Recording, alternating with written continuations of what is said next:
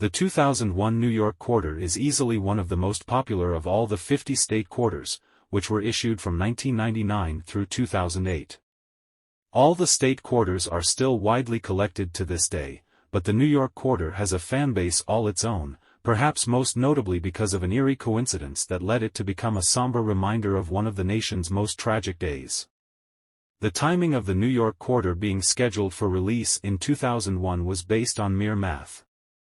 After all, the 50 state quarters were released in the order that each state was admitted to the Union, and with 5 quarters being struck each year, beginning in 1999, the quarter for the 11th state would come out in 2001. The 11th quarter in the series, as many would surmise by this point, was the one honoring New York. When the New York Quarter was released on January 2, 2001, the usual fanfare followed. U.S. Treasurer Mary Ellen Withrow and New York Governor George E. Pataki were on hand for a ceremony in the state capital of Albany.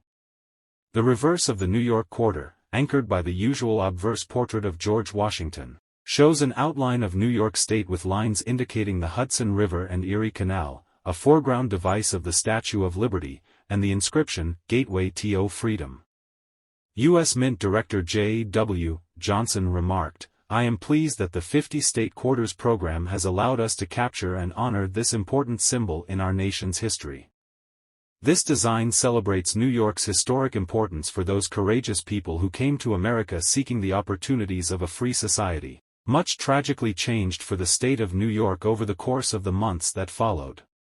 The attacks on the World Trade Center on September 11, 2001, were part of a larger coordinated strike that also saw an attack at the Pentagon in Washington, D.C., and the deaths of dozens